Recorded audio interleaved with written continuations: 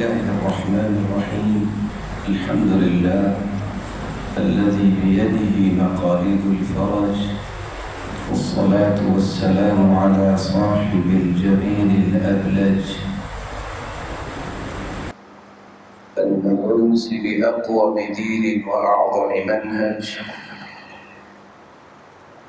صلوات ربي وسلامه عليه وعلى آله وأصحابه السرج، ومن سار على دربهم وفي هديهم ولج. أما بعد، فأعوذ بالله من الشيطان الرجيم. يرفع الله الذين آمنوا منكم والذين أوتوا العلم درجات، والله بما تعملون خبير. وقال الحق سبحانه وتعالى: إنا نحن نزلنا الذكر وإنا له لحافظون. فضیلت مآب علماء کرام، طلبۃ العلم اور انتہائی قابل قدر لائق سب تکریم سامعین مکرم، اللہ عز و جل کا یہ فیصلہ ہے کہ رفعت، بلندی، مقام و مرتبہ اللہ عز و جل نے ان لوگوں کی نصیب میں رکھا ہے جن کو ایمان کی دولت سے نوازا، اور پھر انہوں نے ان کی درجات کو طے کیا ہے۔ علم معرفت کا نام ہے، علم سے ہی اللہ جلال کی صحیح معرفت نصیب ہوتی ہے۔ علم پہچان کا نام ہے، اسی سے ہی صحیح پہچان نصیب ہوتی ہے کہ کون سی ہستی ہے جو میری زندگی میں رول ماڈل کی حیثیت رکھتی ہے، یہ اسوہ، یہ قدوہ اور نمونہ اللہ جلال نے میرے لیے کس ہستی کو بنایا۔ علم سے ہی مقاصد زندگی کا ادراک ہوتا ہے۔ یہی وجہ ہے امام راغب اصفہانی رحمۃ اللہ علیہ فرمایا کرتے تھے: ادراک الشیء بحقیقتہ، کسی بھی چیز کی حقیقت کا ادراک کرنا اس کا علم کہتے ہیں۔ اور امام جرجانی نے مزید اس پہ اضافہ کیا: والاعتقاد الجازم المطابق للواقع، بالکل حقیقت سے انسان جب آشنا ہوتا ہے تو یہ وہ شخص ہے جس کے بارے میں کہا جا سکتا ہے اس کے پاس اس چیز کا علم ہے۔ روئے زمین میں بسنے والے جتنے بھی افراد ہیں، جس کے پاس اللہ عز و جلال کی صحیح معرفت ہے، رسول اللہ صلی اللہ علیہ وآلہ وسلم کی صحیح پہچان ہے، اور اسے اپنی زندگی کے مقاصد کا ادراک ہے، یہ دنیا میں سب سے بڑا منعم انسان ہے جس کو اللہ نے نعمت عظمیٰ سے نوازا ہے۔ 7.5 ارب لوگ، جن میں 6 ارب تو نان بلیورز ہیں۔ مسلمانوں میں بھی دیکھا جائے تو کتنے ہیں جو اللہ عز و جلال کی صحیح معرفت رکھتے ہیں، توحید کی آشنائی کتنے لوگوں کو ہے؟ کون ہے جو رسول اللہ صلی اللہ علیہ وآلہ وسلم کی اطاعت، اتباع، فرما برداری اپنی زندگی کا مشن بنائے ہوئے؟ اور کتنے ہیں جن کو اللہ نے صلاحیتوں سے نوازا ہے لیکن انہیں زندگی کے مقاصد کا ادراک نہیں ہے، اور یہ ساری کی ساری صلاحیتیں باطل پہ خرچ کر رہے ہیں، یا اسلام یا اہل اسلام کے متعلق غلط پروپیگنڈا پھیلانے کے لیے اپنی صلاحیتوں کو لگا رہے ہیں۔ خوش نصیب ہے وہ لوگ جن کو یہ علم نصیب ہوا جس سے اللہ اور اس کے رسول کی معرفت و پہچان اور زندگی کے مقاصد کا ادراک ہے۔ اس لیے اللہ تعالیٰ نے قرآن مجید میں اس علم کو نعمت قرار دیا ہے۔ وَاذْكُرُوا نِعْمَةَ اللَّهِ عَلَيْكُمْ وَمَا أَنزَلَ عَلَيْكُمْ مِنَ الْكِتَابِ وَالْحِكْمَةِ يَعِظُكُمْ بِهِ، اور دوسری جگہ فرمایا وَعَلَّمَكَ مَا لَمْ تَكُنْ تَعْلَمْ وَكَانَ فَضْلُ اللَّهِ عَلَيْكَ عَظِيمًا۔ یہ اللہ کا فضل ہے، اس کی عنایت ہے، یہ استفاء و اجتباء اللہ ذو جلال کی طرف سے ہے، یہ سلیکشن ہے اللہ ذو جلال کی کہ علم کی نعمت کس کو عطا کرتا۔ اللہ یصطفی من الملائکۃ رسلا ومن الناس، اللہ تعالیٰ نے فرشتوں سے بھی چناؤ کیا ہے، انتخاب کیا ہے، اور اللہ ذو جلال لوگوں سے بھی چناؤ کرتے ہیں۔ تو آپ خوش نصیب ہیں جن کو اللہ ذو جلال نے اس علم کی محبت کے لیے یہاں جمع کیا، والدین نے آپ کو وقف کیا جو حقیقی علم ہے، اور حقیقی علم وہی ہے جس کو اللہ نے وحی بنا کے اتارا۔ اس لیے رسول اللہ صلی اللہ علیہ وآلہ وسلم نے فرمایا تھا من غدا إلى المسجد لا يريد إلا أن يتعلم خيرا أو يعلمه، جو صبح اس لیے نکلتا ہے کہ میں نے کوئی خیر اور بھلائی سیکھنی ہے، یہ خیر و بھلائی کی تعلیم دینی ہے، اللہ عز و جلال کے ہاں اس قدر یہ انسان عظیم ہے، فَأَجْرُهُ كَأَجْرِ الْحَاجِّ الْمُحْرِمِ تَامًّا حَجَّتُهُ۔ آج 20 سے 30 لاکھ روپے لگا کے حج کرنے والے حج کرتے ہیں، اللہ تعالیٰ سب کا قبول فرمائے۔ یہاں خوشخبری اہل علم کے لیے کیا ہے کہ اگر آپ اس نیت سے اللہ کے گھر میں تشریف لاتے ہیں کہ میں نے خیر و بھلائی حاصل کرنی ہے، یہ تقسیم کرنی ہے، تو آپ کے نامہ اعمال میں اتنا ہی اجر لکھا جائے گا ایک حاجی حج کرنے گیا اور اس نے حج کو مکمل کیا جتنا اجر و ثواب اسے نصیب ہوا۔ اور یہ خوبصورتی ہے شریعت کی کہ اللہ عز و جلال نے صرف امیروں کی حج نہیں رکھا، مکلف تو بنایا ہے امیروں کو، لیکن دوسرے لوگوں کو محروم نہیں رکھا۔ اگر انسان 5 نمازوں پہ پابندی کے ساتھ آتا ہے یہ نیت کر کے، تو روزانہ 5 حج کا ثواب لے سکے گا، وہ ایک ہفتے میں 35 حجوں کا ثواب تو لے سکے گا، مہینے میں 150 اور سال میں 1800 حج کا اجر تو لے سکتا ہے۔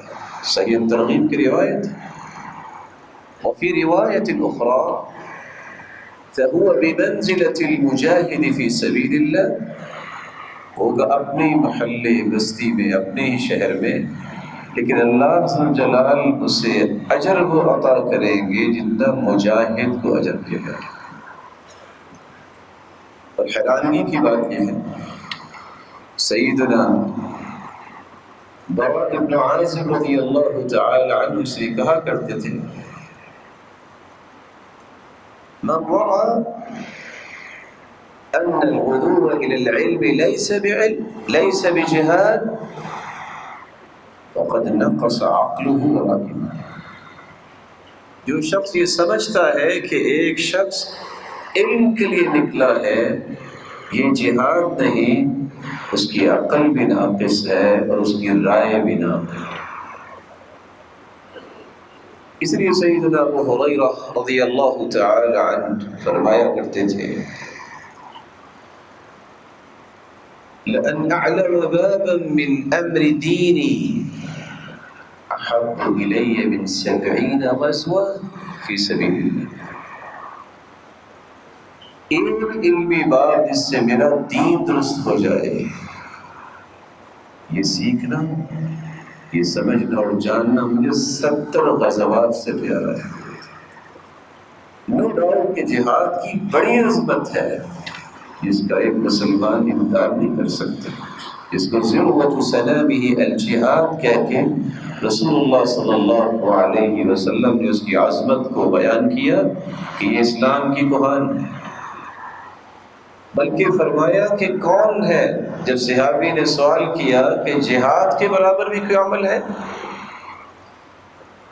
تو صحیح بخاری کی روایت ہے، آپ نے فرمایا کیا کوئی ایسا کر سکتا ہے جہاد کے لیے کوئی نکلے اور تم تہجد پڑھنا شروع کرو اور تم روزہ رکھو اور یہ کرتے جاؤ؟ کہا ایسا تو کوئی نہیں کر سکتا. فرمایا پھر اس کے برابر کوئی عمل نہیں.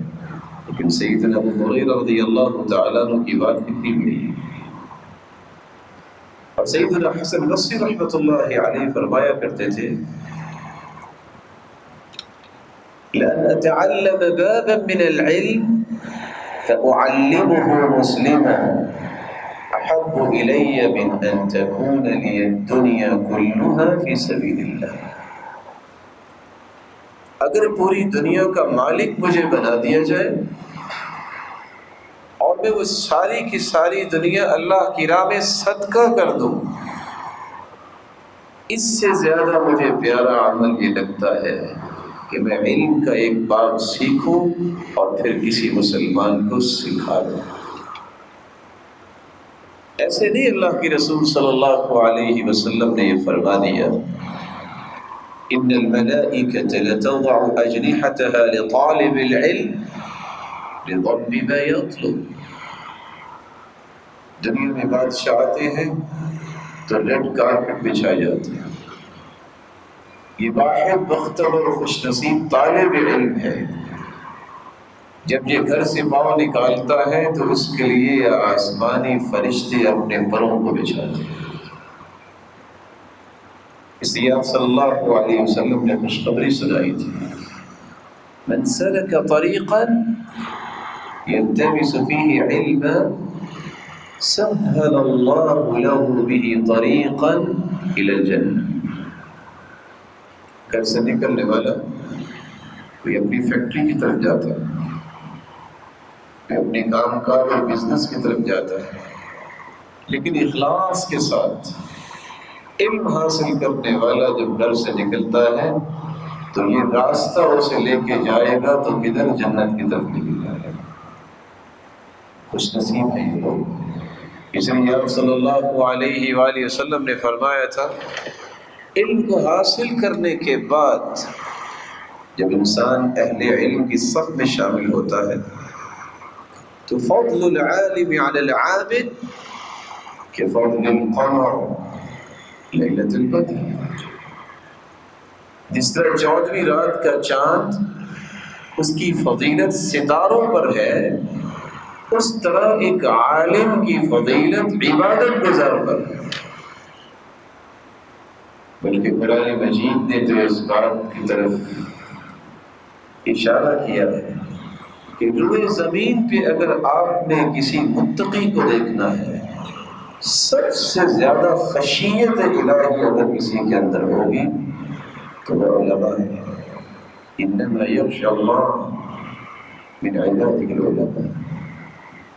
اس لیے اللہ جلال نے جب اپنی توحید کا اعلان کیا ہے تو گواہی دی ہے، فرشتوں کی بھی گواہی شامل کی ہے، اور پوری کائنات میں سے صرف علماء کی گواہی کو اپنی گواہی کے ساتھ شامل کیا. شہد اللہ انہ لا الہ الا هو والملائکہ واولو العلم قائما بالقسط لا الہ الا هو العزیز الحکیم. امام ابن القیم رحمۃ اللہ علیہ فرمایا کرتے تھے کہ میرے مالک کے فیصلے کتنے پیارے ہیں.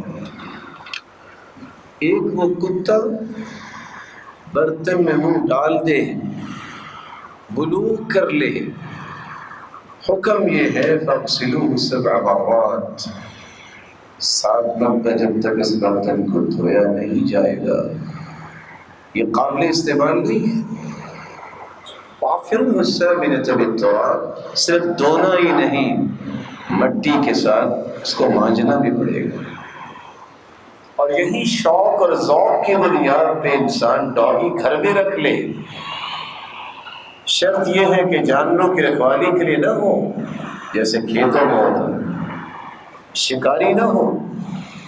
مَنِ اقْتَنَى كَلْبًا إِلَّا كَلْبَ صَيْدٍ أَوْ مَاشِيًا فَكَأَنَّمَا نُقِصَ مِنْ أَجْرِهِ قِيرَاطَانِ. ذوق کی بنیاد پہ رکھنے والا یہ کتا انسان کے اجر و ثواب میں سے 2 پہاڑ جتنی نیکیاں ہر روز ضائع ہو جاتی ہیں. لیکن اگر اسی کو الکلب المعلم، سدایا ہوا کتا، سکھایا ہوا شکاری کتا، اگر بسم اللہ پڑھ کے چھوڑا جائے، خرگوش کو پکڑ کے لائے، اس کے دانت بھی لگتے ہیں، اس کا منہ بھی لگتا ہے، لیکن شریعت کیا کہتی ہے کہ وہ اگر پکڑ کے لائے گا تو یہ شکار کھانا جائز ہو. امام ابن القیم رحمۃ اللہ علیہ فرماتے ہیں اگر کتے کو علم سکھا دیا تو اس کا شکار حلال ہو گیا. اگر اشرف المخلوقات انسان اخلاص کے ساتھ اللہ کی رضا کے لیے علم حاصل کرے تو اس کا مقام قیامت کے دن کتنا بلند ہے. اس لیے کتب حدیث جو دنیا میں موجود ہے، معنی کے اعتبار سے اس پلے کی کوئی روایت نہیں ہے. کون سی روایت؟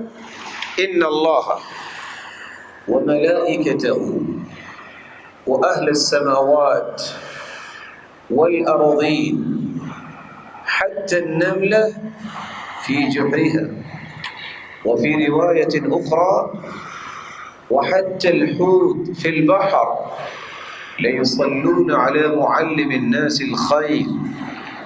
اللہ عز جلال رحمتوں کی برکھا برساتے ہیں. خربوں کی تعداد میں فرشتے اس انسان کی بخشش، مغفرت اور برکت کی دعائیں کرتے ہیں. 7 آسمانوں کی مخلوقات اور 7 زمینوں کی مخلوقات، وَمَا يَعْلَمُ جُنُودَ رَبِّكَ إِلَّا هُوَ، اللہ کے لشکروں کو اللہ ہی جانتا ہے. 14 کے 14 طبق، چونٹیاں اپنے بلوں میں، ہواؤں اور فضاؤں میں پرندے، سمندروں اور دریاؤں میں مچھلیاں، یہ سب بر و بحر کی مخلوقات پابند ہے کہ تم دعائیں کرو اس ہستی کے لیے جو لوگوں کو خیر اور بھلائی کی تعلیم دیتا ہے. اگر یہی حدیث انسان کی سمجھ میں آ جائے تو کبھی بھی علم اور تعلیم، تعلم اور تعلیم کی فضیلت کو کبھی بھی بھلا نہیں پائے گا. اس منصب پہ اسے ہر وقت خوشی ہوگی، طمانینت ہوگی کہ اللہ عز و جلال نے خربوں فرشتوں کو دعا کے لیے لگا رکھا ہے. اور یہاں ایک تسلی بھی ہے، آج علم سے وابستگی حاصل کرنے والے 2 سے 4 لوگوں کے طعنے سن کے بیٹھ جاتے ہیں. آپ کمپیریٹیولی چیک تو کیجیے، جہاں خربوں فرشتے دعائیں کر رہے ہوں، 4 لوگ اگر گالیاں دے دیں، فرق کیا پڑے گا؟ یہ میں نے مبالغہ نہیں کیا یہ خربوں فرشتوں. آپ نے حدیث ضرور پڑھی ہوگی اور سنی ہوگی ان سروں کے تاج علماء کرام سے کہ جس طرح زمین والوں کے لیے بیت اللہ ہے، 7ویں آسمان پہ البیت المعمور ہے، جس میں 70,000 فرشتے روزانہ عبادت کے لیے تشریف لاتے ہیں. جو ایک مرتبہ چلا جائے قیامت تک دوبارہ اس کی باری نہیں آئے. دنیا کا کیلکولیشن کا نظام اس کو کیلکولیٹ نہیں کر سکتا کہ کتنے فرشتے اللہ ذو جلال کے ہیں۔ اللہ ذو جلال نے ان فرشتوں کو ان ہستیوں کی بخشش اور برکت اور مغفرت کے لیے پابند کر رکھا ہے کہ دعائیں کریں جو لوگوں کو تعلیم دیتے ہیں، خیر و بھلائی سکھاتے ہیں۔ لیکن یہ علم کیسے حاصل ہو سکتا ہے؟ امام عبداللہ ابن المبارک رحمہ اللہ فرمایا کرتے تھے اول العلم النیہ، جب تک انسان کے اندر خلوص نیت نہیں، یہ علم کی جڑیں انسان کے دل و دماغ میں مضبوط نہیں ہوتی۔ واتقوا اللہ ویعلمکم اللہ، یہ تقوی ہی ایک ایسی نعمت ہے جو آپ کے علم کو آپ کے دل و دماغ میں محفوظ کر دیتا ہے۔ اول العلم النیہ ثم الاستماع، پھر دوسرا طریقہ ہے کہ بات کو غور سے سنا جائے۔ بات کو غور سے سننے کا فائدہ کیا ہوگا؟ ثم الفہم، پھر جو بات آپ سن رہے ہیں اس کو سمجھیے۔ ثم الحفظ، سمجھنے کے بعد اس کو یاد رکھنا کہ یہ بات میں نے سنی تھی۔ ثم العمل، پھر اس کو اپنی زندگی کے زاویوں میں شامل کر لینا۔ ثم النشر، پھر اللہ ذو جلال کی اس نعمت کو دنیا کے کونے کونے تک پہنچانے کے لیے اپنی صلاحیتوں کو لگانا۔ یہ ویسے علم نہیں آ جاتا، اس کے لیے علماء نے بڑی قربانیاں دی ہیں۔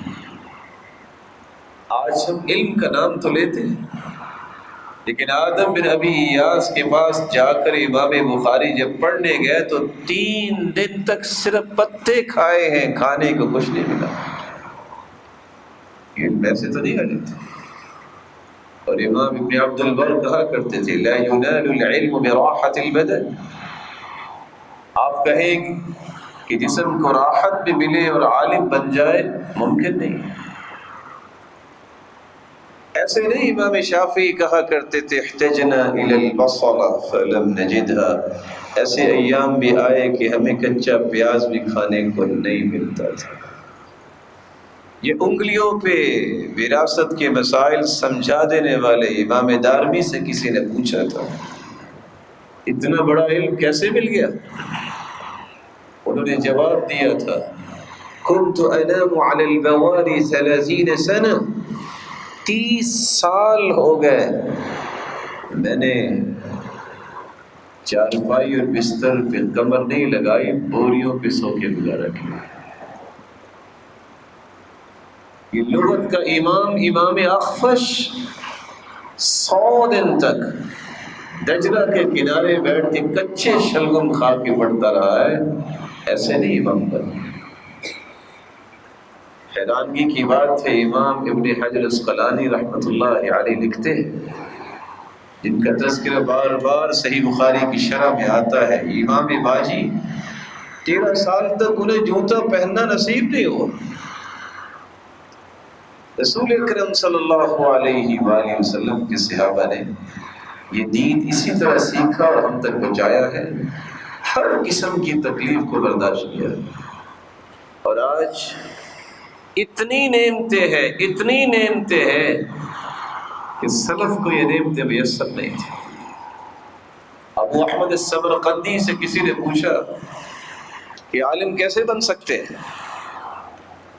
تو انہوں نے کہا تھا لن ینال ھذا العلم، کوئی بھی شخص یہ علم حاصل نہیں کر سکتا سوائے اس کے الا من عطل دکانہ وخرب بستانہ وہاجر اخوانہ، اس کو اپنی دکان جو ہے وہ نکارہ بنانی پڑتی ہے، وہ باغ کے پھول اور ہریالی اس کی ضائع ہو جاتی ہے کیونکہ اس کو علم کا شوق ہے، اسے دوستوں کی زیارت بھی چھوڑنی پڑتی ہے، ایسے علم نہیں آتا، اس کے لیے قربانی دینی پڑتی ہے۔ اس لیے کہنے والے نے سچ کہا تھا، شربت العلم کأسا بعد کأس فما نفد الشراب ولا رمیت، میں نے جام بھر بھر کے علم کے پیے، نہ ان کی لذت ختم ہوتی ہے اور نہ ہی وہ جام ختم ہوتا ہے۔ اور اسی بات کو رسول اللہ صلی اللہ علیہ وسلم نے بڑے خوبصورت انداز سے سمجھایا تھا، بنومان لا یشبعان، طالب علم و طالب دنیا، دو لوگ کبھی سیر نہیں ہو سکتے، ایک سچا علم کو حاصل کرنے والا اور ایک دنیا کا طالب۔ علم والوں کی حالت یہ ہے، امام آلوسی کہا کرتے تھے، سہری لتنقیح العلوم ألذ لي من وصل غانیة وطیب عناقی، دنیا کے اندر لوگوں کے اپنے اپنے اہداف ہیں، لیکن میں رات کو بیدار ہو کر جو علم سیکھتا ہوں، پڑھتا ہوں، نہ دنیا کی خوشبو میں وہ لذت ہے اور نہ ہی دنیا کے کسی محبوب میں وہ لذت ہے۔ رسول اکرم صلی اللہ علیہ وآلہ وسلم نے اس لیے فرمایا تھا، طلب العلم فریضۃ علی کل مسلم، اللہ کی معرفت کا علم، رسول کی پہچان کا علم، زندگی کے مقاصد کا ادراک، دین کا علم جس سے انسان اللہ جلال کی عبادت کو سمجھ سکے، یہ علم ہر شخص پہ فرض ہے۔ یہی سوال قبر میں ہوں گے، رب کے بارے میں، رسول کے بارے میں اور دین کے بارے میں، اور قیامت کے دن کوئی ایکسکیوز نہیں سنا جائے گا۔ ہاں، ہر شخص تو مفتی نہیں بن سکتا، لیکن اللہ عز و جلال کی معرفت کسی کو نہیں ہے، اس کے رسول کی معرفت نہیں ہے، دنیا جہان کی ڈگریاں لینے کے باوجود بھی وہ اجہل الناس ہوتا ہے۔ اور سب سے بڑا علم قرآن کا علم ہے، وہ قرآن جس کو اللہ عز و جلال نے میرے اور آپ کے دستور بنایا ہے، وہ قرآن جس کو نوشتہ ہدایت بنایا ہے۔ یہ کتاب برکت ہے، جتنی برکتیں کسی کو چاہیے اتنی اس کی تلاوت زیادہ کرے۔ قرآن مجید یہ اللہ عز و جلال کی کلام ہے، وہ کلام اللہ سبحانہ وتعالی تکلم به حقیقتا بکلام یسمع منه بدأ وإلیہ یعود، یہ اللہ کی کلام ہے، اللہ عز و جلال نے کلام کیا ہے، اور ایسی کلام ہے جو اللہ عز و جلال کی صفت ہے۔ اور شاید کہ آپ کے علم میں ہو، یہی وہ ایک موقف تھا کہ امام احمد بن حنبل کو نہ جانے کتنے کوڑے کھانے پڑے، صرف اس بات پہ قائم رہتے ہوئے کہ قرآن مخلوق نہیں ہے، یہ صفت ہے۔ کیوں؟ اگر مخلوق مان لیں گے تو کل من علیہا فان، جس طرح پوری دنیا فنا ہو جائے گی تو قرآن بھی فنا ہو جائے گا۔ وَيَبْقَى وَجْهُ رَبِّكَ ذُو الْجَلَالِ وَالْإِكْرَامِ، اگر صفت مانیں گے جس طرح اللہ ذو جلال کو فنا نہیں، اس کی صفات کو بھی فنا نہیں۔ المنزل على محمد صلی اللہ علیہ وسلم بواسطة جبریل علیہ الصلاة والسلام، المبدوء بسورة الفاتحة والمختوم بسورة الناس، المعجز بأقصر سوره، المتواتر تلقيا ومشافهة ودراية ورواية وإجازة، والمكتوب في المصاحف والمتعبد بتلاوته۔ یہ 10 چیزیں جب تک انسان سمجھتا نہیں، وہ قرآن کے تعارف سے بھی محروم رہتا ہے۔ یہ وہ قرآن ہے جو رسول اکرم صلی اللہ علیہ وسلم پر جبریل امین کے ذریعے نازل ہوا، جس کی ابتدا سورۃ الفاتحہ سے ہے اور اختتام سورۃ الناس سے ہے۔ اس میں کوئی کمی نہیں ہوئی، یہ اسی طرح موجود ہے جس طرح نازل ہوا۔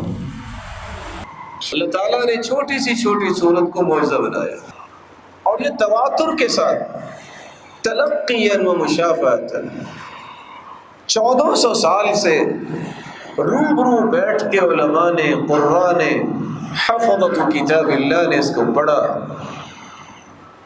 اور پھر صرف پڑھا نہیں ہے، روایتاً و درایتاً و اجازتاً اس کے رسوخ حاصل کرنے کے لیے اس کی درایت اور روایت کو محفوظ رکھا ہے اور اس کی اجازات حاصل کی، اسے مصاحف میں لکھا گیا، اور اس کے ایک ایک حرف سے اللہ ذو جلال انسان کو 10 نیکی عطا کرتے ہیں، اس کی تلاوت کو عبادت بنایا گیا۔ سب سے پہلی وحی اللہ ذو جلال نے سورۃ العلق کی 5 آیات غار حرا میں اتاری۔ اللہ ذو جلال نے قرآن مجید کے نزول کو تسلسل کے ساتھ جاری کیا، اور پھر ایک ایسا وقت بھی آیا کہ اللہ ذو جلال کی رحمت اس مخلوق کو، اس امت کو نصیب ہونی تھی۔ اللہ ذو جلال نے جبریل امین کو بھیجا، صحیح مسلم کی روایت ہے، جس نے آ کے اللہ کے رسول صلی اللہ علیہ وسلم کو یہ بات سنائی، ان اللہ یأمرک ان تقرئ امتک القرآن علی حرف۔ اللہ ذو جلال کا حکم ہے کہ آپ اپنی امت کو ایک حرف پر قرآن پڑھائیے۔ آپ صلی اللہ علیہ وسلم نے فرمایا، اسأل اللہ معافاتہ ومغفرتہ وإن امتی لا تطیق ذلك، میں اللہ سے معافی کا طلبگار ہوں، میری امت تو یہ طاقت نہیں رکھے گی کہ ایک ہی انداز سے، ایک ہی وجہ سے، ایک ہی لہجے سے قرآن پڑھے، کیونکہ قیامت تک مجھے نبی بنا کے بھیجوایا گیا۔ جبریل واپس گئے، دوبارہ آ کے اللہ جلال کا یہ پیغام دیا، ان اللہ یأمرک ان تقرئ امتک القرآن علی حرفین، 2 حروف پر اپنی امت کو قرآن پڑھائیے۔ آپ نے پھر وہی جواب دیا۔ جبریل پھر واپس گئے اور تیسری مرتبہ آ کر کہنے لگے، ان اللہ یأمرک ان تقرئ امتک القرآن علی 3 احرف، اپنی امت کو 3 اندازوں سے اور 3 لہجات سے، 3 وجوہ کے ساتھ قرآن پڑھائیے۔ آپ نے پھر وہی جواب دیا، ان امتی لا تطیق ذلک۔ جبریل امین پھر واپس گئے، چوتھی مرتبہ جب تشریف لائے تو اللہ کا یہ پیغام دیا، ان اللہ یأمرک ان تقرئ امتک القرآن علی 7 احرف، اپنی امت کو 7 حروف میں قرآن پڑھائیے۔ فأيما حرف قرأوا عليه فقد أصابوا، أي أصابوا مراد الله سبحانه وتعالى، ان 7 حروف میں سے جس حرف کے مطابق بھی یہ قرآن پڑھے گے اللہ کی مراد کو پہنچے۔ جیسے قرآن مجید رسول اللہ صلی اللہ علیہ وآلہ وسلم پر نازل ہوا، جیسے جیسے حروف نازل ہوئے، جو جو صحابہ پاس تھے وہ سیکھنے لگے۔ صحیح بخاری کی روایت ہے، سیدنا عمر رضی اللہ تعالی عنہ فرماتے ہیں، سمعت ہشام بن حکیم يقرأ سورة الفرقان في حياة رسول الله صلى الله عليه وسلم، فاستمعت لقراءته فإذا هو يقرأ على حروف كثيرة لم يقرئنيها رسول الله صلى الله عليه وسلم۔ اللہ کے رسول کی زندگی میں میں نے ہشام بن حکیم کو سنا کہ وہ نماز کے اندر قرآن مجید کو علی حروف کثیرہ، زیادہ حروف پہ پڑھ رہے تھے۔ میں نے غور کیا تو مجھے سمجھ آئی کہ تو وہ انداز اور یہ وہ لہجہ ہے، یہ وہ حروف ہے جو اللہ کے رسول صلی اللہ علیہ وسلم نے مجھے تو نہیں پڑھایا۔ فَكِدْتُ أُسَاوِرُهُ فِي الصَّلَاةِ، میرا پہلے تو جی چاہا کہ نماز میں میں دبوچ لوں، فَتَصَبَّرْتُ حَتَّى سَلَّمَ، میں نے صبر کیا یہاں تک کہ انہوں نے سلام پھیرا۔ فَقُلْتُ مَنْ أَقْرَأَكَ هَذِهِ السُّورَةَ الَّتِي سَمِعْتُكَ تَقْرَأُ، میں نے استفسار کیا کہ یہ سورت جو آپ سورۃ الفرقان پڑھ رہے ہیں، آپ کو یہ سورت اس طرح کس نے پڑھائی؟ قال اقرأنیہا رسول اللہ صلی اللہ علیہ وسلم، جی تو اللہ کے رسول صلی اللہ علیہ وسلم نے پڑھائی۔ پھر میں نے ان کو لیا اور اللہ کے رسول کے پاس پہنچا، حدیث لمبی ہے، میں ذرا اختصار کرنا چاہوں گا، اور جا کر شکوہ یہ پیش کیا، یا رسول اللہ صلی اللہ علیہ وسلم ان هذا يقرأ سورة الفرقان على حروف لم تقرئنيها، اے اللہ کے پیارے پیغمبر، یہ آپ کے صحابی سورۃ الفرقان کو ان حروف پر پڑھ رہے ہیں جو آپ نے مجھے نہیں پڑھائے۔ قال ارسلہ یا عمر، عمر ذرا اسے چھوڑیے، اقرأ یا ہشام، ہشام ذرا پڑھ کے سناؤ کہ عمر کو اعتراض کیوں ہوا ہے۔ پھر عمر ہی بیان کرتے ہیں جنہوں نے پہلے یہ کہا تھا علی حروف کثیرہ، کہ یہ بہت زیادہ حروف پہ پڑھ رہے تھے، فقرأ القراءة التي سمعته يقرأ، فقرأ عليه القراءة التي سمعته يقرأ، پھر ہشام بن حکیم نے اس قرات کے مطابق تلاوت کی جو میں سن رہا تھا پہلے، وہ اللہ کی رسول صلی اللہ علیہ وسلم کے سامنے بھی اسی طرح پڑھا، جیسے آپ نے وہ تلاوت سنی، آپ نے فرمایا ہکذا انزلت، یہ قرات اسی طرح نازل ہوتی ہے۔ اقرأ یا عمر، عمر آپ پڑھیے۔ پہلے عمر رضی اللہ تعالی عنہ نے فرمایا تھا علی حروف لم تقرئنیہا، یہ حروف مجھے آپ نے اللہ کے رسول نہیں پڑھائے۔ پھر فرماتے ہیں فقرأت القراءة التي اقرأنیہا، میں نے بھی اس قرات کے مطابق تلاوت کی جو اللہ کے رسول صلی اللہ علیہ وسلم نے مجھے پڑھائی تھی۔ آپ نے فرمایا ہکذا انزلت، یہ قرات اسی طرح نازل ہوئی۔ ان هذا القرآن انزل على 7 احرف فاقرؤوا ما تيسر منه، یہ قرآن 7 حروف پہ نازل ہوا ہے، جو حرف آسان لگے اس کے مطابق اس کو پڑھنا۔ صحیح مسلم کی روایت ہے، سیدنا ابی بن کعب رضی اللہ تعالی عنہ مسجد میں آئے، دیکھا کہ ایک شخص قرآن کی تلاوت کر رہے ہیں، نماز پڑھ رہے ہیں، کہتے ہیں فَأَنْكَرْتُهَا عَلَيْهِ، میں نے کہا یہ کیا پڑھ رہے ہیں؟ فَدَخَلَ رَجُلٌ آخر فَقَرَأَ قِرَاءَةً غَيْرَ قِرَاءَةِ صَاحِبِهِ، ایک نے آ کے مسجد میں نماز شروع کی، اس نے ایک نئی قرأت شروع کر دی، سلام کی رات میں نے دونوں کو لیا، میں نے کہا آپ کو کس نے پڑھایا؟ دونوں نے جواب دیا اقرأنیہا رسول اللہ، میں تو اللہ کے رسول نے پڑھایا۔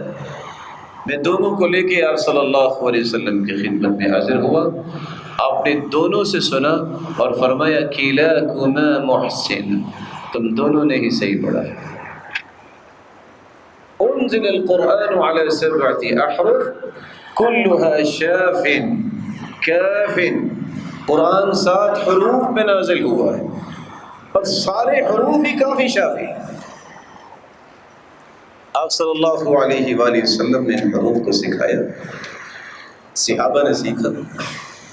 یہ روایت جو 24 صحابہ سے مروی ہے، انزل القرآن علی 7 احرف، کہ قرآن 7 حروف میں نازل ہوا ہے، بلکہ امام حاکم اور امام سیوطی ابو عبید قاسم بن سلام فرماتے ہیں کہ یہ متواتر حدیث ہے، بلکہ کتابیں اس بات کا اشارہ کرتی ہیں کہ وہ 6 روایات جو متواتر لفظی ہیں، ان میں سے ایک حدیث انزل القرآن علی 7 احرف۔ اب سوال یہ ہے کہ ان حروف سے مراد کیا ہے؟ ان حروف کے معنی کو بیان کرتے ہوئے امام سیوطی نے 40 اقوال نقل کیے، امام قرطبی نے امام ابن حبان کے حوالے سے 35 اقوال نقل کیے، لیکن شاید کہ ادب اور احترام سے اگر کہا جائے تو کچھ اقوال ایسے ہیں کہ سیاہی کی بھی قیمت واپس نہیں آتی اس کو پڑھ کے، جس سیاہی کے ساتھ انہیں لکھا گیا۔ کیوں؟ کل علم یسأل عنہ اہلہ، امام مالک فرمایا کرتے تھے کہ متخصصین سے ہی سوال ہونا چاہیے جنہوں نے یہ فن پڑھا ہے۔ لکل مقام مقال ولکل میدان فرسان، ہر میدان کے شاہ سوار الگ ہوتے ہیں۔ لیکن 4 اقوال اس وقت علماء کے ہاں قابل التفات ہے۔ امام ابو عبید قاسم بن سلام، امام ابن عطیہ، امام ازہری بیان کرتے ہیں کہ حروف سے مراد یہ ہے 7 قبائل کی 7 لغات جس میں قرآن نازل ہوا۔ اگرچہ یہ قول بڑا معتبر ہے، لیکن حقائق کی دنیا میں اس کا کوئی ثبوت اور وجود نہیں ہے۔ آج سورۃ الفرقان کو کھولے، 25 جگہ قراءات کا اختلاف ہے، لیکن 25 جگہوں کو غور سے پڑھا جائے، اعتراض عمر رضی اللہ تعالی عنہ نے کیا ہے، وہ بھی قریشی ہیں، جن پر اعتراض کیا ہے وہ بھی قریشی ہیں۔ جب دونوں ایک قبیلے کے ہیں تو لغت تو ایک تھی، اعتراض کیسے ہوا؟ ایک دوسرے زاویے سے امام ابو بکر الواسطی اپنی کتاب الارشاد فی القراءات العشر میں لکھتے ہیں اس وقت بھی قرآن مجید کے اندر 50 لغات ہیں، اور ان 50 لغات کا تذکرہ کیا، بلکہ سیگریگیٹ کیا ہے، اتنے حروف اس لغت کے ہیں، اتنے حروف اس لغت کے ہیں۔ ان 50 لغات میں سے 8 لغات افصیح ہیں، باقی ساری کی ساری فصیح لغات۔ لغت قریش، لغت قیس، لغت تمیم، لغت حذیل، لغت سعد، لغت اسعد، لغت کنانہ، لغت بنو بکر، یہ وہ 8 لغات ہیں جن کو افصح لغات تسلیم کیا گیا ہے۔ یہ قول اس اعتبار سے کہ اگر لغات کا اختلاف تھا تو دونوں تو قریشی تھے، اختلاف کیسے ہو گیا؟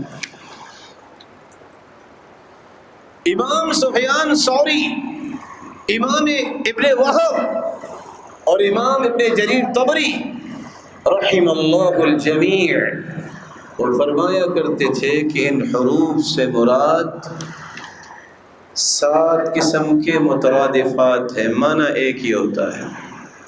حلم، تعال، اقبل، الی، قربی، قصدی، نحوی، سب کا معنی قریب قریب ہے، لیکن سوال یہ پیدا ہوتا ہے کہ اسے انطباق قراءات پہ ہوگا؟ نہیں ہوگا۔ تبارک الذی جعل فی السماء بروجا وجعل فیہا سراجا وسروجا، 2 قراءتیں ہیں، کہیں جمع ہے اور کہیں واحد کا صیغہ ہے۔ یہ مترادفات نہیں ہے، بلکہ کچھ دیر کے بعد میں بتانا چاہوں گا کہ اللہ عز و جلال نے ان حروف میں کتنی برکت رکھی ہے، کتنی ڈیپتھ ہے کہ اگر کسی کی واقفیت ہو جائے تو اس کو سمجھ آ جائے کہ کتنی بڑی نعمت ہے۔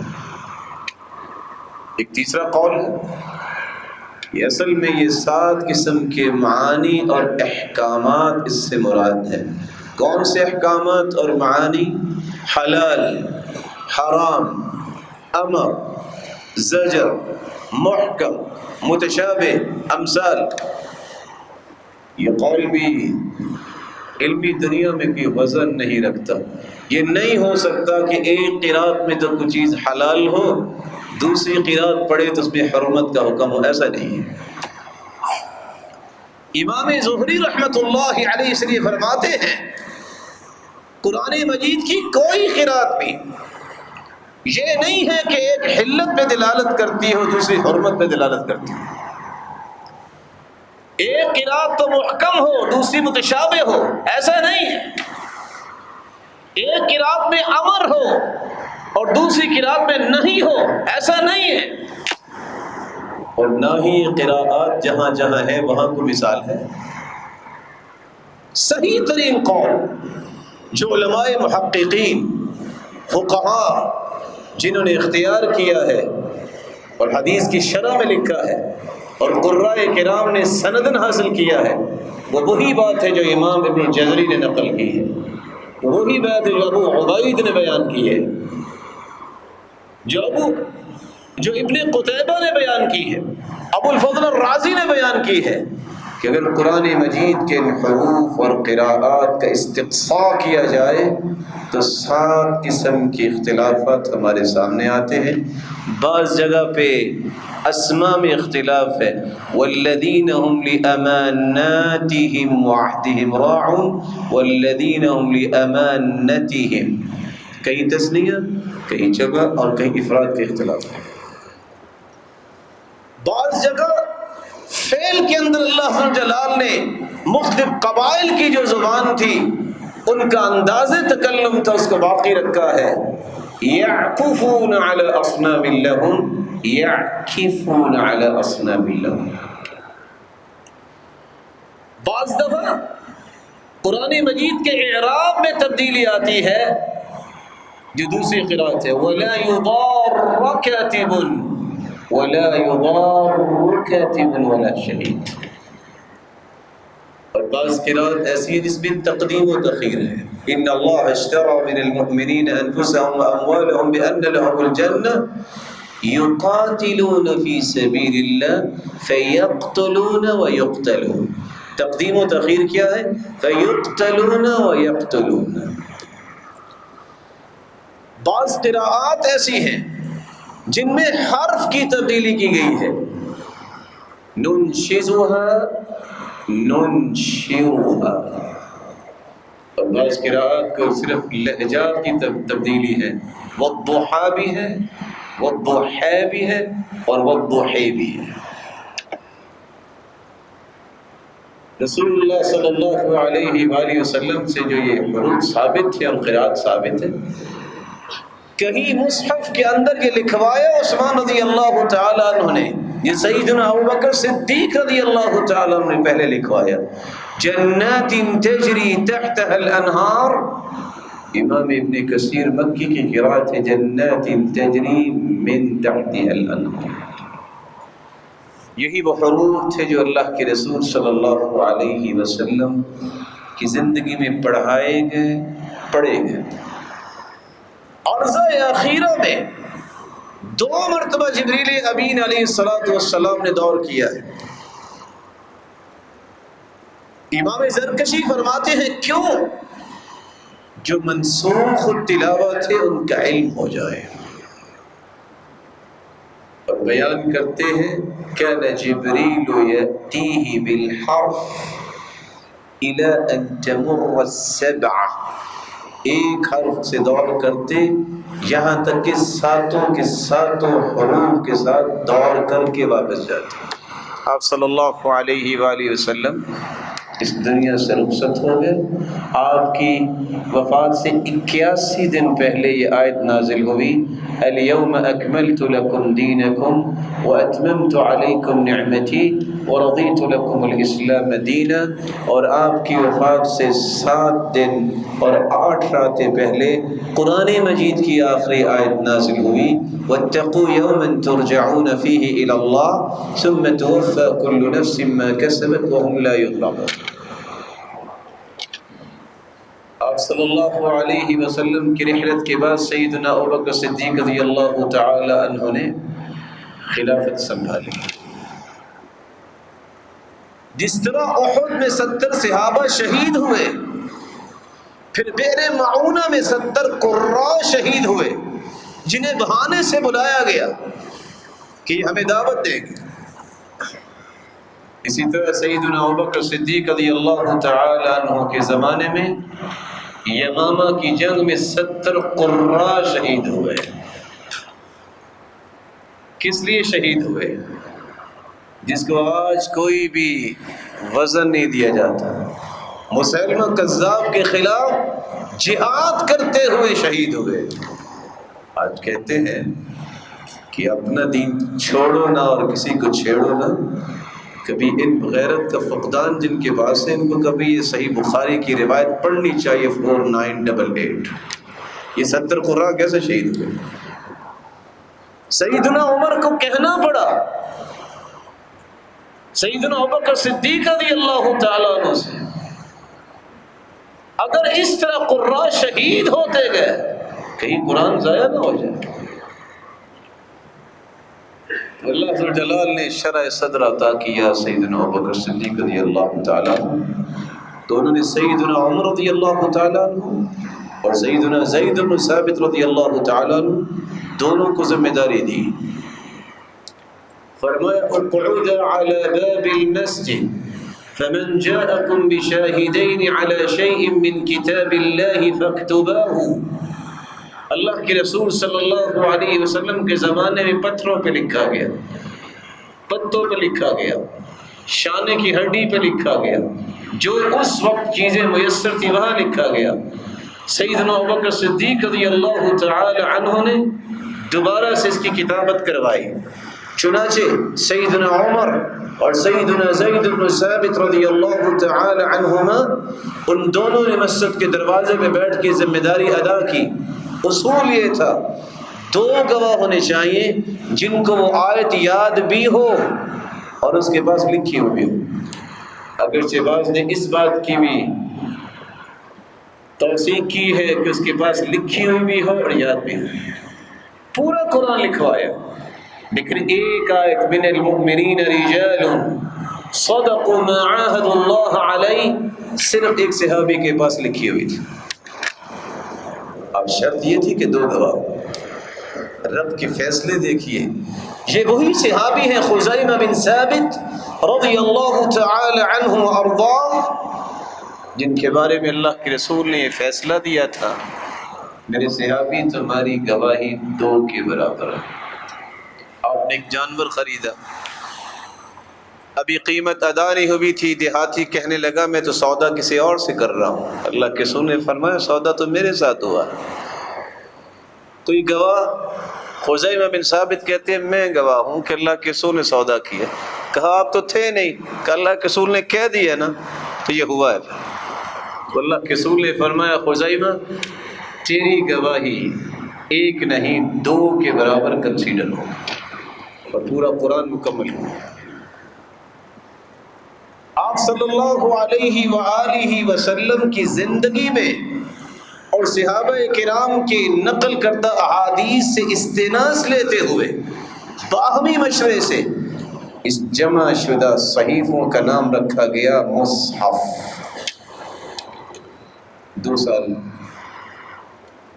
آپ صلی اللہ علیہ وسلم کی اس صحابی کی خلافت رہی، اور پھر وہ اللہ کے پاس چلے گئے۔ وہی مصحف سیدنا عمر رضی اللہ تعالی عنہ کی طرف منتقل ہو گیا۔ كان اذا صلى الفجر دخل البيت نشر المصحف قرأ فيه۔ سیدنا عمر کا مزاج یہ تھا، نماز پڑھاتے، ذکر و اذکار سے فارغ ہوتے، فجر کے بعد گھر جاتے، سب سے پہلا کام یہی مصحف کھول کے بیٹھ جاتے اور قرآن کی تلاوت کیا کرتے۔ اور کہا کرتے تھے میں اپنی زندگی کا ہر دن اس کا آغاز قرآن مجید کی تلاوت سے کرتا ہوں۔ بہت مصروفیت ہے آج ذمہ داروں کو، لیکن ہے مصروفیت عمر جیسی کسی کی؟ برکتیں آتی ہی اس طرح ہے کہ عمر رضی اللہ تعالی عنہ نے معمول یہ بنایا سب سے پہلا کام قرآن کی تلاوت۔ آپ کی شہادت کے بعد شہید محراب کے پاس یہ جو مصحف تھا سیدہ حفصہ رضی اللہ تعالی عنہ کی طرف منتقل ہوا۔ سیدنا عثمان رضی اللہ تعالی عنہ ان کو خلیفہ بنایا گیا۔ 24 ہجری کے آخر میں، 25 ہجری کے شروع میں آرمینی اور آذربائیجان کی جنگ ہوئی۔ حذیفہ بن یمان رضی اللہ تعالی عنہ یہ کمانڈر ان چیف تھے۔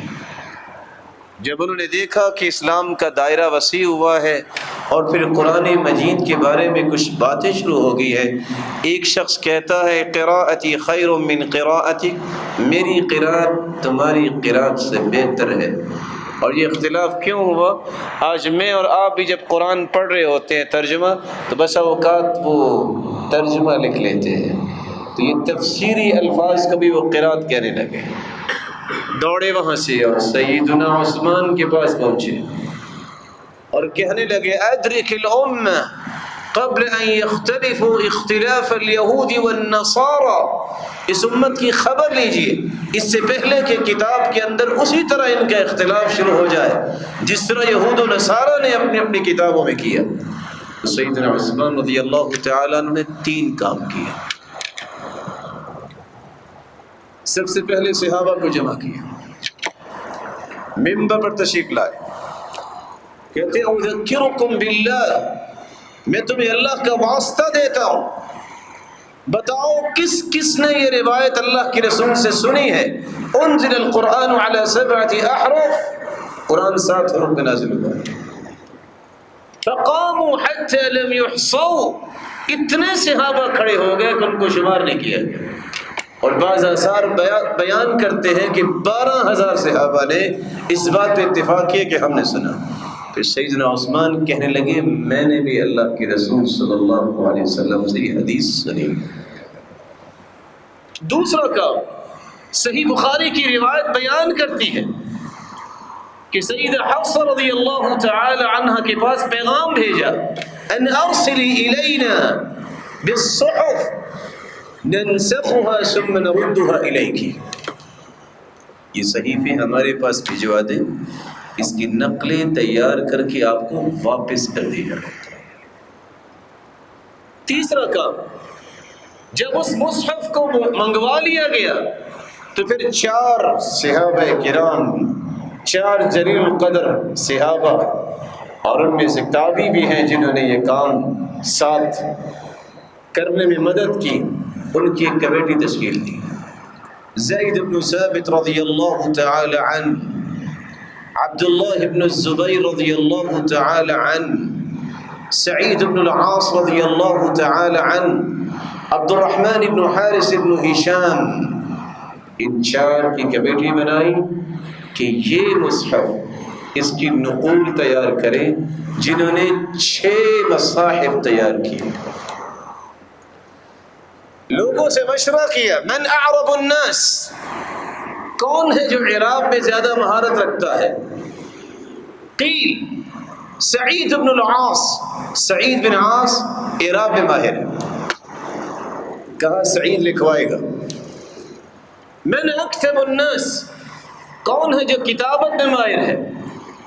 قیل له زید بن ثابت، زید بن ثابت جیسا کوئی ماہر نہیں ہے، کیونکہ 10 سال کی رفاقت اس کو حاصل ہے اللہ کے رسول۔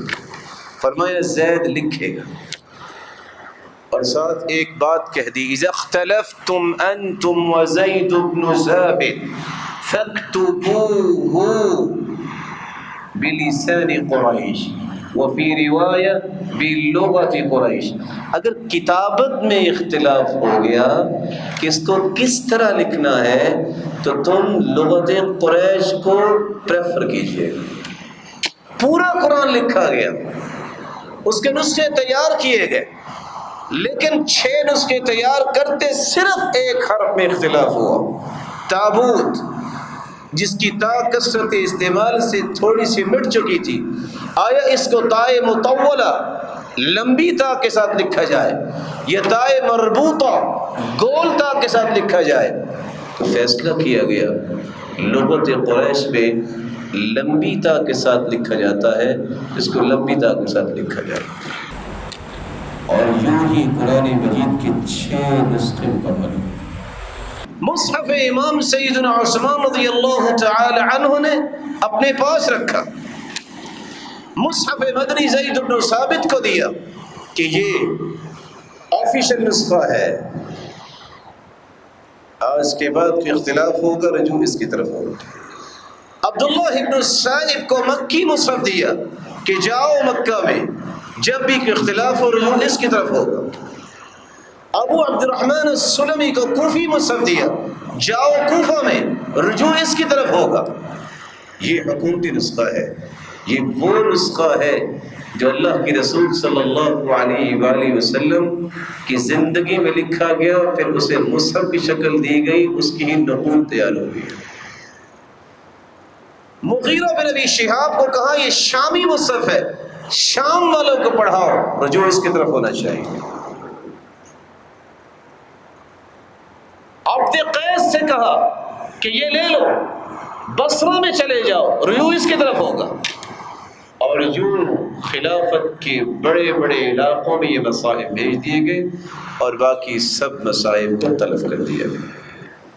سیدنا زید بن ثابت رضی اللہ تعالی عنہ فرماتے ہیں، جو صحیح بخاری کی نص ہے، فنسخت المصاحف فنسخت الصحف فی المصاحف۔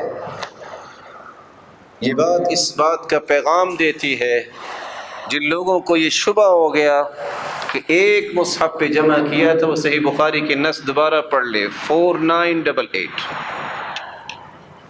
پھر زید بن ثابت فرماتے ہیں، فعرضت المصحف علیها فلم يختلفها في شيء۔ وہ مصحف ایمان جو عثمان رضی اللہ تعالی عنہ کے پاس تھا، ان صحیفوں پہ میں نے پیش کیا، موازنہ کیا، کسی ایک چیز میں بھی اختلاف نہیں تھا۔ پھر یہ بیانیہ کوئی حقیقت نہیں رکھتا، وہ مناع القطان بیان کرے، وغیرہ ومن حدا حذوه من قبله ومن بعده، کہ سیدنا عثمان رضی اللہ تعالی عنہ نے تو 6 حروف منسوخ کر دیے تھے۔ فیا للعجب، نص کا تعلق عہد نبوی کے ساتھ ہے، بھلا اللہ کے رسول کے بعد بھی کچھ چیز منسوخ ہوگی۔ دوسری بات، اصولیوں کا یہ قاعدہ ہے، نص خبر پہ داخل نہیں ہوتا، ان ادخال النسخ على الاخبار يفضي الى تكذيبها۔ خبر کبھی منسوخ نہیں ہوتی، وگرنہ خبر دینے والے کا جھوٹ ثابت ہوگا۔ یہ اللہ کے رسول نے خبر دی ہے، انزل القرآن علی 7 حروف، یہ قرآن 7 حروف پہ نازل ہوا، خبر منسوخ کیسے ہو سکتی؟ پھر اس سے بڑا تعجب یہ ہے کہ دنیا کے مکتبات ناسخ و منسوخ کی کتابوں سے بھرے ہوئے ہیں۔ یہ تو بات معلوم ہے کہ الشیخ والشیخۃ اذا زنیا فرجموها البتہ نکالا من اللہ واللہ عزیز حکیم، یہ آیت تھی، منسوخ ہو گئی۔ یہ تو بات ثابت ہے کہ 10 رضعات تھے، رضعات ثابت کرنے کے لیے 5 رہ گئے، اور راوی روایت کرتے ہوئے اس کی تلاوت کرتے تھے۔ لیکن آج بڑی بڑی کتابوں کو اگر اٹھائیں جو ناسخ و منسوخ پہ لکھی گئی ہے، ابن سلامہ کی کتاب کو ناسخ منسوخ پر اٹھائیے، 134 آیتوں کا تذکرہ کیا کہ یہ منسوخ ہے۔ النحاس کو دیکھیے، اس نے بھی تذکرہ کیا کہ آیتیں اتنی منسوخ ہیں۔ ابن برکات کو دیکھیے، اس نے بھی کہا کہ 213 آیتیں جو ہیں منسوخ ہیں۔ ابن حزم کو دیکھیے، انہوں نے بھی تذکرہ کیا کہ اتنی آیتیں منسوخ ہیں۔ امام سیوطی کو دیکھیے، انہوں نے بھی کہا کہ 20 آیتیں منسوخ ہیں۔ زرقانی کو دیکھیے، انہوں نے بھی کہا کہ 22 آیتیں منسوخ ہیں۔ عبد القاہر بغدادی کو دیکھیے، انہوں نے بھی ناسخ منسوخ میں 66 آیتوں کا تذکرہ کیا۔ شاہ ولی اللہ دہلوی نے بھی 5 آیات کا تذکرہ کیا، لیکن دنیا کی کسی ناسخ و منسوخ کی کتاب نے آج تک نقل نہیں کیا کہ یہ 6 حروف تھے جو منسوخ ہو گئے۔ تو پھر سوال یہ ہے کہ یہ جو الزام سیدنا عثمان پہ لگانا ہے کہ انہوں نے 6 حروف کو منسوخ کر دیا تھا، ما مصدرہ، وَإِشْ عِلْمُ هَذَا الرَّجُلِ وَإِشْ قِيمَتُهُ، جو سیدنا عثمان پہ الزام لگا رہا ہے کہ 6 منسوخ ہو گئے، بھلا اللہ کی رسول کے بعد بھی شریعت منسوخ ہو سکتی ہے؟ خبریں منسوخ نہیں ہوتی، اور ناسخ منسوخ کی کتابیں انکار کر رہی ہیں کہ ہمارے اندر ایک لفظ بھی ایسا نہیں۔ رسول اللہ صلی اللہ علیہ وآلہ وسلم کے صحابی سیدنا عثمان رضی اللہ تعالیٰ عنہ کے بارے میں اس لیے امام ابن حزم نے بہت بڑی بات لکھ دی، کہتے ہیں اگر سیدنا عثمان رضی اللہ تعالیٰ عنہ وحی کے حصے کو محذوف کرنا چاہتے، ختم کرنا چاہتے، اگر نیت ہی کرتے تو دائرہ اسلام سے خارج ہو جاتے۔ یہ تو ان لوگوں کی بات ہے جو صحابہ کو گالی دیتے ہیں، یہ تو ان لوگوں کا نظریہ ہے جو مستشرقین ہیں، جو کہتے ہیں کہ قرآن محفوظ نہیں رہا۔ مسلمان کیسے کیا لینا دینا ہے؟ مسلمان کا کیسے نظریہ بن گیا کہ قرآن کے اندر تبدیلی ہوگی؟ مسلمان کی کیسے سوچ بن گئی کہ یہ تو تھی اور ختم ہو گئی وقت کے ساتھ، اور اس وقت ضرورت تھی کیونکہ نئے نئے مسلمان تھے، اب ضرورت ختم ہو گئی ہے۔ عذر الماضین حجت علی الباقین، امام ابن حجر اسقلانی رحمۃ اللہ علیہ صحیح بخاری کی شرح میں یہ ایک قاعدہ بیان کرتے ہیں۔ جب طواف کر رہے تھے تو اللہ کے رسول نے رمل کا حکم دیا، سبب کیا تھا؟ کیونکہ قریشی کہتے تھے قد وہنتہم حمی یثرب، یہ یثرب کے بخار نے انہیں لاغر کر دیا ہے۔ تو جب وہ پہلوانوں کی طرح چلے تو کہتے ہیں کأنہم غزلان، یہ تو ہرنوں کی طرح بڑے تیز ہیں۔ اب کتنے مشرک بیٹھے ہیں وہاں جب ہم رمل کرتے ہیں؟ عذر الماضین حجت علی الباقین۔ سیدنا عثمان رضی اللہ تعالی عنہ کے اس عمل کے بعد جو کسی قسم کے اختلاف کا خوف تھا وہ ختم ہو گیا، اور قرآن مجید کو اسی انداز سے پڑھایا جانے لگا جس انداز میں 7 حروف میں نازل ہوا۔ اور سیدنا علی رضی اللہ تعالیٰ عنہ کا دور آیا، کہا رحم اللہ ابا بکر، اللہ رحمت فرمائے ابو بکر پر، اس نے بڑا کام کیا ہے، اگر میں بھی ہوتا تو میں بھی اسی طرح کرتا۔ رسول اکرم صلی اللہ علیہ وآلہ وسلم کے صحابہ نے اس قرآن کو 7 حروف میں پڑھا، اور پھر سلسلہ صحابہ سے تابعین، تابعین سے تبع تابعین، اور ایسے لوگوں تک پہنچا جس طرح حدیث کی خدمت میں امام بخاری اس لیے سب سے فائق ہیں کہ انہوں نے حدیث کی خدمت میں وہ اعتنا برتی ہے جو کسی کی قسمت میں نہیں ہوئی۔ 10 قراء نے امام نافع، امام ابن کثیر، امام ابو عمر، امام ابن عامر، امام عاصم، امام حمزہ اور امام کسائی، امام ابو جعفر، امام یعقوب اور امام خلف العاشر، یہ 10 قراتیں جو ہیں جو 7 حروف کا پرتو ہے، یہ معروف اس لیے ہوئی، یہ انہوں نے خود نہیں بنائی، جس طرح روایت اللہ کے رسول صلی اللہ علیہ وسلم کی بات کو بخاری نے صحیح بخاری میں نقل کیا ہے اور اس کی طرف نسبت کی جاتی ہے، یہ نسبت الاختیار ہے، نسبت ابتداع نہیں ہے۔ اسی طرح قرآن نے اپنی زندگیاں خاص کی، اور یہ کون ہے؟ امام نافع 70 تابعین کے شاگرد۔ کون ہے امام نافع؟ امام مالک کے استاد ہیں، لیث بن سعد الفہمی المصری کے استاد ہیں، یہ امام نافع ہیں جنہوں نے امام ابو جعفر سے پڑھا۔ امام ابو جعفر نے عبداللہ ابن عباس سے یہ قرات پڑھی، اور اسی طرح ابو ہریرہ رضی اللہ تعالی عنہ سے پڑھی۔ عبداللہ ابن عباس اور سیدنا ابو ہریرہ، ان دونوں نے سیدنا ابی بن کعب سے یہ قرات پڑھی، اور سیدنا ابی بن کعب رضی اللہ تعالی عنہ نے اللہ کے رسول سے یہ قرات پڑھی۔ ان کے شاگرد قالون اور ورش کو دیکھیے، کتنا بڑا نام ہے امام ابو ذر رازی کا، یہ شاگرد ہے امام قالون۔ کتنا بڑا نام ہے امام ابن وہب کا، یہ شاگرد ہے امام ورش کے، ان سے قرآن پڑھا ہے۔ دوسرے قاری امام ابن کثیر مکی ہیں، یہ شاگرد ہیں مجاہد ابن جبر کے جو 102 کو فوت ہوئے ہیں۔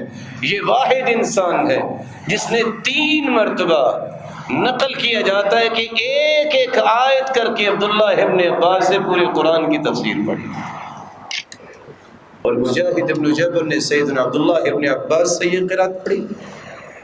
عبداللہ ابن السائب مخزومی سے پڑھی، اور ان دونوں صحابہ نے ابی ابن کعب سے پڑھا، اور ابی ابن کعب رضی اللہ تعالیٰ عنہ یہ قرات اللہ کے رسول سے پڑھی۔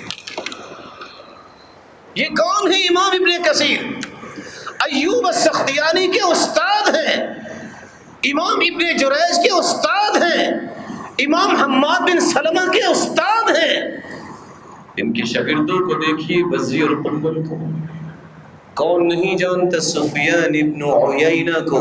یہ سفیان ابن عیینہ کے استاد ہے امام بزی۔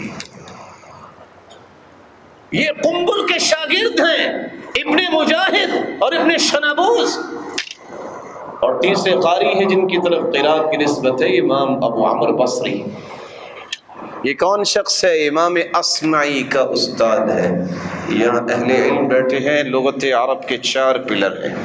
امام اصمعی جن کو 1/3 لغت یاد تھی زبانی، ابن الدرائد جن کو آدھی لغت یاد تھی، اسی طرح فراہیدی کو بھی آدھی لغت یاد تھی، ابو زید سعید بن عوض جن کو 2/3 عربی لغت زبانی یاد تھی، عامر بن کرکرہ جن کو پوری عربی زبان یاد تھی۔ تعجب کی بات ہے، یہ سارے کے سارے عربی زبان کے پلرز، ان میں سے کسی ایک شخص نے بھی قرات میں انگلی نہیں اٹھائی۔ اللغات القرآن کے نام پہ سب نے کتابیں لکھی ہیں۔ رسول اللہ صلی اللہ علیہ وآلہ وسلم کی ان حروف جو اللہ نے ان پر نازل کی، ان قراءات کو محفوظ کرنے والے امام ابو عمر بصری تیسرے قاری ہیں جو امام اصمعی کے استاد ہیں۔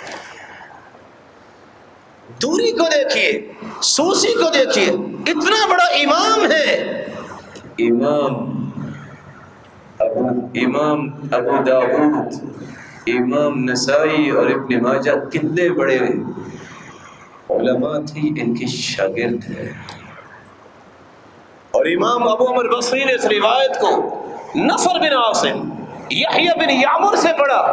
اہل علم بیٹھے ہیں، قرآن مجید کی حرکات، قرآن مجید کے نقطے لگانے کی ذمہ داری ابو الاسود دعلی نے ان 2 کی ذمہ داری لگائی تھی جو حکم تھا سیدنا علی رضی اللہ تعالیٰ عنہ کا۔ ان دونوں سے یہ قرات پڑھی، اور ان دونوں نے ابو الاسود دعلی سے یہ قرات پڑھی، اور انہوں نے سیدنا عثمان اور سیدنا علی رضی اللہ تعالیٰ عنہما سے یہ قرات پڑھی، اور ان دونوں صحابہ نے اللہ کے رسول سے یہ قرات پڑھی۔ چوتھے قاری امام ابن عامر شامی ہیں، انہوں نے ڈائریکٹ صحابی مغیرہ بن ابی شہاب المخزومی سے یہ قرات پڑھی ہے۔ امام اوزاعی کا نام کس کو پتہ نہیں ہے؟ یہ امام اوزاعی کے استاد ہے۔ تعجب کی بات ہے کہ اللہ عز و جلال نے کتنا بڑا مقام دیا ان لوگوں کو کہ امام مغیرہ بن ابی شہاب نے وہ سیدنا عثمان سے پڑھا ہے، اور انہوں نے اللہ کے رسول سے پڑھا ہے، واسطے صرف 2 کے درمیان کے۔ امام عاصم جنہوں نے اپنے استاد ابو عبد الرحمن السلمی سے یہ قرات پڑھی، امام ابو عبد الرحمن السلمی نے 5 صحابہ سے یہ قرات پڑھی ہے، ابی بن کعب، زید بن ثابت، عثمان بن عفان، علی بن ابی طالب، عبداللہ بن مسعود، اور ان 5 صحابہ نے اللہ کے رسول سے پڑھی۔ امام شعبہ ان کے شاگرد ہیں، یہ وہی شعبہ ہے جن کے بارے میں محدثین نے لکھا ہے جب فوت ہونے لگے تو بہن رونے لگی، پوچھا کیوں رو رہی ہو؟ کہا آپ کے فراق میں۔ تو جواب دیا، بہن یہ سامنے جو ستون ہے، ستون کے پاس بیٹھ کے میں نے 18,000 مرتبہ قرآن پڑھا ہے، بس دعا کر دو قبول ہو جائے۔ امام حمزہ یہ 6ٹھے قاری ہیں جنہوں نے یہ روایت پڑھی ہے، سلیمان ابن مہران۔ امام بخاری 282 روایتیں صحیح بخاری میں لے کے آئے ہیں۔ یہ وہ شخص ہے جو کہا کرتے تھے لم تفت التکبیرۃ الاولی منذ 70 سنہ، لوگوں 70 سال ہو گئے میری تکبیر اولا فوت نہیں ہوئی۔ سلیمان ابن مہران نے یحییٰ ابن وثاب سے یہ روایت پڑھی، انہوں نے علقمہ بن وقاص اللیثی سے یہ قرات پڑھی، انہوں نے سیدنا عبداللہ ابن مسعود سے پڑھی، اور انہوں نے اللہ کے رسول سے یہ قرات پڑھی۔ امام کسائی یہ امام حمزہ کی شاگرد ہیں، اور ان کے سند میں ایک نہیں دیگر قراء بھی شامل ہیں۔ انہوں نے امام حمزہ سے پڑھا، اور امام حمزہ رحمہ اللہ نے جو امام کسائی کو قرات پڑھائی ہے، وہ جس سند سے پڑھی ہے، وہ بیان کرتے ہیں کہ میں نے یہ روایت جو امام کسائی کو پڑھائی ہے کہ وہ قرات ہے جو میں نے ابو اسحاق السبیعی سے پڑھی، یحییٰ بن وصاب سے پڑھی، انہوں نے زر ابن حبیش سے پڑھا، انہوں نے عبداللہ ابن مسعود سے، انہوں نے اللہ کے رسول سے پڑھا ہے۔ امام ابو جعفر جنہوں نے ڈائریکٹ 3 صحابہ سے پڑھا ہے، عبداللہ ابن عباس، عبداللہ ابن عیاش، عبداللہ ابن السائب المخزومی، اور تینوں صحابہ نے اللہ کے رسول سے پڑھا۔ امام یعقوب کی قرات یہ وہ قرات ہے جو انہوں نے امام ابو عمر بصری سے پڑھی، انہوں نے امام حسن بصری سے پڑھی، اور انہوں نے ابو العالی الریاحی سے پڑھی۔ اہل حدیث موجود ہے، الرحمن علی العرش استوا کی تفسیر جب بخاری میں بیان کرتے ہیں تو کہتے ہیں ابو العالیہ کے بارے میں امام بخاری نے نقل کیا ہے، استوا کا معنی ہے علا وارتفع، یہ وہی ابو العالی الریاحی ہے جنہوں نے یہ قرات سیدنا عمر سے پڑھی، سیدنا عثمان رضی اللہ تعالی عنہ سے پڑھی، سیدنا زید بن ثابت سے پڑھی، اور تینوں صحابہ نے اللہ کے رسول سے یہ قرات پڑھی۔ آخری اور 10ویں قاری ہیں خلف العاشر، جن نے سلیم ابن عیسیٰ ابن سلیم سے یہ قرات پڑھی، اور انہوں نے امام حمزہ سے پڑھی، اور امام حمزہ نے اپنے یہاں ایک نئی سند بیان کی ہے۔ اسحاق السبیعی سے یہ روایت پڑھی، اور انہوں نے زر ابن حبیش سے۔ پہلی روایت میں طلحہ بن مصرف یامی تھے، یہاں نئے قاری کو لے کے آئے ہیں، ایک نہیں، 10 نہیں، سینکڑوں سندوں کے ساتھ یہ علم ہم تک پہنچا ہے۔ یہ قرآن ہے، لا یأتیہ الباطل من بین یدیہ ولا من خلفہ تنزیل من حکیم حمید، اس میں باطل داخل نہیں ہو سکتا، یہ تو اللہ کی طرف سے نازل شدہ۔ ملک پاکستان کے اندر جو روایت حفظ پڑھی جاتی ہے دنیا کے اندر، جس کے بارے میں لوگ شبہ پیش کرتے ہیں بس یہی قرآن ہے، کوئی اور قرآن نہیں۔ مساکین ایسی باتیں کر جائے تو غصہ نہیں کرنا چاہیے، جیسے کسی کا علم ہو ویسے ہی بات کرتا ہے۔ یہ وہ قرات ہے جو اللہ ذوالجلال نے جبریل امین کے ذریعے اتاری، اللہ کے رسول صلی اللہ علیہ وسلم کو جبریل امین نے سکھائی، اور اللہ کے رسول صلی اللہ علیہ وسلم نے 5 صحابہ کو سکھائی، سیدنا ابی بن کعب، زید بن ثابت، عبداللہ بن مسعود، علی بن ابی طالب، عثمان بن عفان، 5 صحابہ سے یہ قرات سیکھنے والے ہیں۔ ابو عبد الرحمن السلمی ان سے یہ قرات پڑھنے والے ہیں۔ امام عاصم سے یہ قرات پڑھنے والے ہیں۔ امام حفص سے یہ قرات پڑھنے والے ہیں عبید بن صباح سے پڑھنے والے احمد بن سہل اشنانی سے یہ روایت پڑھنے والے ہیں۔ علی بن محمد الہاشمی ان سے یہ روایت پڑھنے والے ہیں۔ وہ انسان جس کو آج علم قرات کا ستارہ کہا جاتا ہے، طاہر نجل غلبون روا لہما، طاہر ابن غلبون نے ان سے یہ قرات پڑھی ہے۔ امام ابو مردانی نے، یہ ایسا انسان تھا، کہتے زندگی میں کوئی کتاب دیکھی نہیں جو میں نے پھر پڑھی نہ ہو، اور جو میں نے کتاب پڑھی ہے پھر صرف پڑھی نہیں یاد کیا ہے، پھر جتنی بھی کتابیں پڑھی ہیں یاد کی ہیں، کبھی بھولی بھی نہیں ہے۔ ان سے یہ قرات پڑھی ابو داؤد سلیمان ابن نجاح نے، ان سے یہ قرات پڑھی علی بن محمد الہاشمی نے، حزیل الاندلسی نے، ان سے قرات پڑھی امام شاطبی نے، اور امام شاطبی سے پڑھنے والے سحر شاطبی کے نام سے معروف ہے، ان سے یہ قرات پڑھی ہے عبد الرحمن محمد بن احمد عبد الخالق الصائغ نے، ان سے یہ روایت پڑھی ہے عبد الخالق بن احمد البغدادی نے، ان سے یہ قرات پڑھی ہے امام ابن الجزری نے، ان سے یہ قرات پڑھی ہے رضوان العقبی نے، ان سے یہ روایت پڑھی ہے وہ شخص نے جس کو آج محدثین بھی جانتے ہیں، ابو یحییٰ زکریا الانصاری نے، زکریا الانصاری نے یہ روایت، ان سے روایت پڑھی ہے ناصر الدین طبلاوی نے، طبلاوی سے روایت پڑھنے والے وہ شخص ہیں شہازہ یمنی، ان سے پڑھنے والے ہیں عبد الرحمن یمنی، ان سے پڑھنے والے ہیں محمد بن قاسم البقری، ان سے پڑھنے والے ہیں احمد البقری، ان سے پڑھنے والے ہیں عبد الرحمن الجہوری، ان سے پڑھنے والے ہیں ابراہیم العبیدی، ان سے پڑھنے والے احمد بن محمد سلمونہ، ان سے پڑھنے والے احمد الدری التہامی، ان سے پڑھنے والا ایک نبینہ انسان ہے جو سند میں ہے جس کا نام ہے شیخ متولی۔ اس قدر ذہین تھا اور شاگرد اس قدر ذہین تھے، کوئی بھی شخص آ کے سوال کرتا وہ خاموش ہو جاتے، کہتے اس کا جواب میرے شاگرد دیں گے۔ شاگرد کھڑے ہوتے، کہتے کوئی ایک جواب دے، اور وہ کہتے جواب شعروں میں چاہیے کہ نثر میں چاہیے۔ امام متولی سے پڑھنے والے ہیں یہ روایت،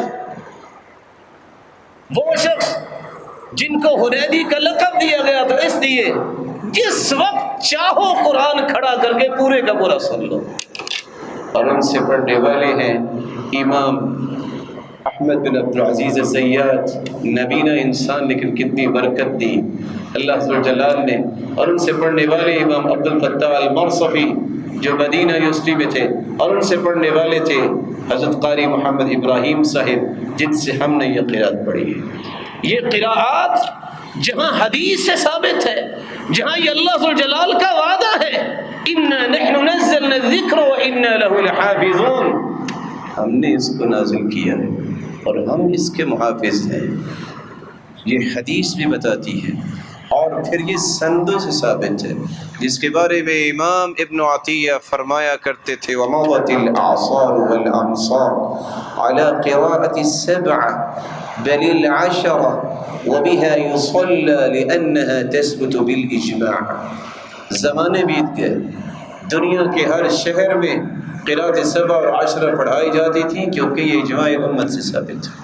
اور حیرانگی ہے امام ابن تیمیہ پر جنہوں نے یہ بات کہہ دی لم ينکر احد من العلماء قراءة 10، کسی بھی عالم نے قراءت 10 کا انکار نہیں کیا۔ اور کون کہہ رہا ہے؟ امام ابن تیمیہ۔ امام عبد الوہاب السبکی سے جب پوچھا گیا ان کے بارے میں، فرمایا یہ ساری کی ساری قراءات متواترہ، یہ متواتر ہے عند کل مسلم یشہد ان لا الہ الا اللہ ولو کان مع ذلك عامیا جلفا لا يحفظ من القرآن حرفا، ایک حرف کا بھی حافظ نہ ہو جس نے کلمہ پڑھا ہے۔ یہ 10 کی 10 قراءات ہر مسلمان کے نزدیک متواتر ہے۔ اور شاید کہ ملا علی قاری کا فتویٰ کسی نے پڑھا ہو، وہ کہا کرتے تھے من انکر آیۃ من کتاب اللہ او انکر کلمۃ وعاب شیئا من القرآن او انکر قراءۃ متواترۃ، کوئی شخص ایک کلمے کا انکار کرے قرآن کا یا قرآن میں عیب لگائے، ایک قرات کا انکار کرے، کفر اس کان کونه من المجمع علیہ، تو کسی آبا کے اس پر اجماع تھا۔ فضیل بن عیاض اس لیے کہا کرتے تھے اجمع المسلمون على ان من نقص حرفا قاصدا بذلك او بدل بحرف مكانه، کوئی شخص قرآن مجید کا ایک حرف بھی ناقص کر دے یا حرف کو حرف سے بدل دے، اور ساتھ کیا کہا او زعم انها ليست من القرآن، اور اگر اس کا گمان ہی بن جائے کہ یہ قراءات قرآن نہیں ہے، کفر، تو خطرہ یہ ہے کہ وہ دائرہ کفر میں داخل ہو جائے۔ اس لیے حکم کیا ہے اللہ کے رسول صلی اللہ علیہ وسلم کا؟ سلسلہ صحیحہ میں امام البانی روایت لائے ہیں 1522 جس میں اللہ کے رسول نے فرمایا انزل القرآن علی 7 احرف، قرآن 7 حروف میں نازل ہوا ہے۔ المیراء فی القرآن کفر، قرآن میں جھگڑنا کفر ہے۔ فما عرفتم منه فاعملوا به، جس چیز کی تمہیں خبر مل گئی ہے اس پہ عمل کر لو. وما جہلتم منه فردوه الى عالمه، جس کے بارے میں آپ کے پاس علم نہیں ہے علماء کی طرف رجوع کرو. اس حدیث نے 3 باتیں بتائی. یقین کر لو یہ قرآن 7 حروف پہ نازل ہوا ہے. دوسرا سبق یہ ہے اس میں جھگڑنا کسی مسلمان کے لائق نہیں ہے.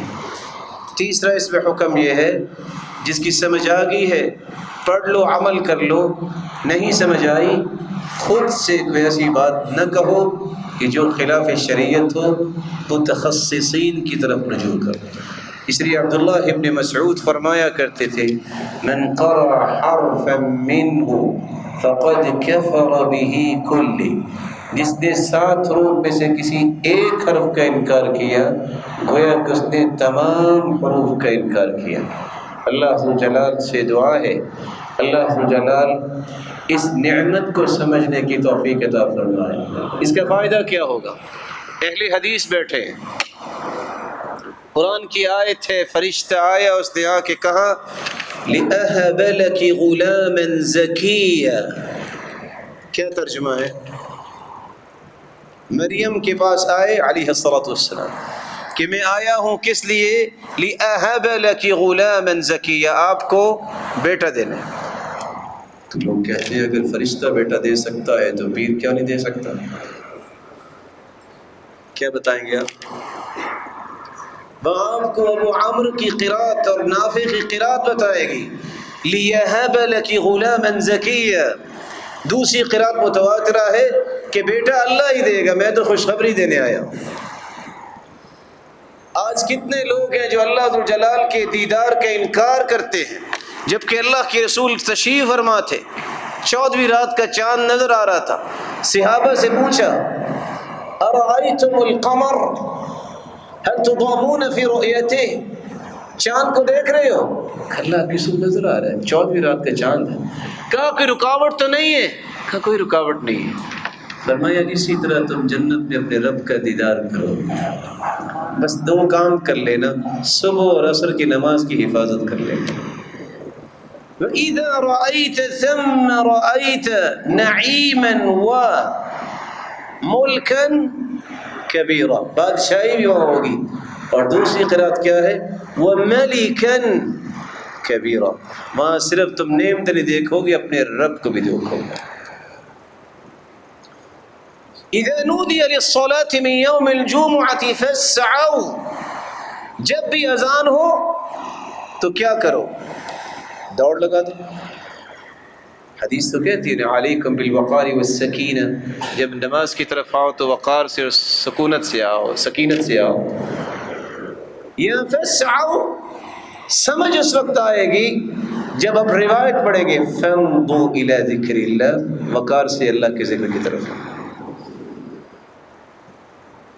قرآن مجید کے الفاظ ہے یا ایھا الذین آمنوا ان جاءکم فاسق بنبأ فتبینوا، جب کوئی فاسق آ جائے تو تبینوا، تبین کیا کرو، انویسٹیگیٹ کرو، انٹیروگیٹ کرو.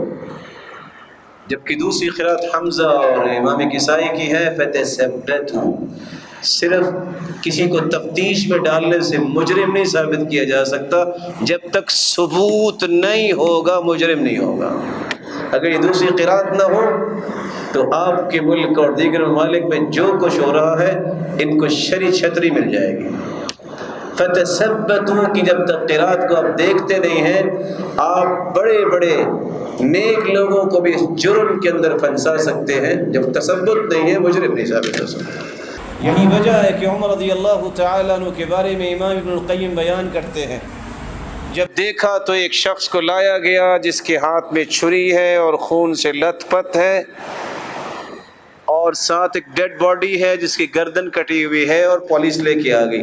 اب بتائیں گردن کٹی ہوئی ہے، خون اس کا وَهُوَ يَتَشَحَّتُ فِي دِمَائِهِ، خون میں لت پت ہے، بندے کے ہاتھ میں چھری ہے اور خون بھی لگا ہوا ہے. بتائیں قاتل کون ہے؟ بولیے. بادیوں نظر میں تو یہی ہے، لیکن اس کے اوپر خوف کے کوئی خطرات نہیں ہے. من کل لؤلؤ ایک کتاب ہے جس میں تفصیل لکھی ہوئی ہے سیدنا عمر کو اللہ جلال نے بڑا ہی زیرک بنایا تھا. پوچھتے ہیں آپ کو خوف کیوں نہیں ہے اتنا بڑا جرم کرنے کے بعد؟ کہا میں مجرم نہیں ہوں. کہتے سچ کہہ رہے ہو؟ کہا ہاں. امنی یا امیر المؤمنین، پہلے امن دیجئے پھر بتاؤں گا. کہا انت آمن، امن ہے، آپ کو کچھ نہیں کہوں. کہا میں گھر میں قربانی کر رہا تھا، فصرت حقنا، مجھے اچانک سے یورین پاس کرنے کی حاجت ہوئی، بچے پاس تھے، میں اس خوف سے دوڑا، چھری میرے ہاتھ میں تھی. جو ہی میں اپنی حاجت سے فارغ ہوا تو مجھے آواز آئی، میں نے مڑ کے دیکھا، وہو یتشحت بدمائہ، اور وہ شخص جس کا گلا کٹا ہوا تھا خون میں لت پت تھا. تو میں حیرانگی سے بھی دیکھ رہا تھا تو پولیس نے مجھے پکڑ لیا. کہا میں اس کا فیصلہ کل کروں گا. اور رات کو ہی سیدنا عمر کی انٹیلیجنس اصل مجرم کو پکڑ کے لے آئی، جس نے اقرار کیا کہ ذبح تو میں نے کیا تھا. اگر صرف بادی النظر کو دیکھا جائے کہ انویسٹیگیشن ہوئی ہے، چھری پاس ہے، قاتل ہے اور قصاص ہونا تھا، یہ ڈیپتھ آپ کو قراءات میں ملے گی. سیدنا علی رضی اللہ تعالیٰ عنہ کے پاس ایک شخص آیا، ایک عورت آئی، کہا یہ ملوث لباس ہے، فلاں نے میرے ساتھ زیادتی کی ہے. یا سبحان اللہ، اتنا نیک انسان سوچ میں پڑ گئے. اقواہم علیہ، اللہ نے بڑی صلاحیت دی تھی فیصلے کی. سوچتے رہے، کہتے اس کا فیصلہ میں اللہ سے کرواؤں گا. وہ کیسے؟ کا پانی لاؤ. فجیء بالطست، ایک تھال لایا گیا، کہا اس لباس کو اس کے اندر ڈالو، آگ جلاؤ.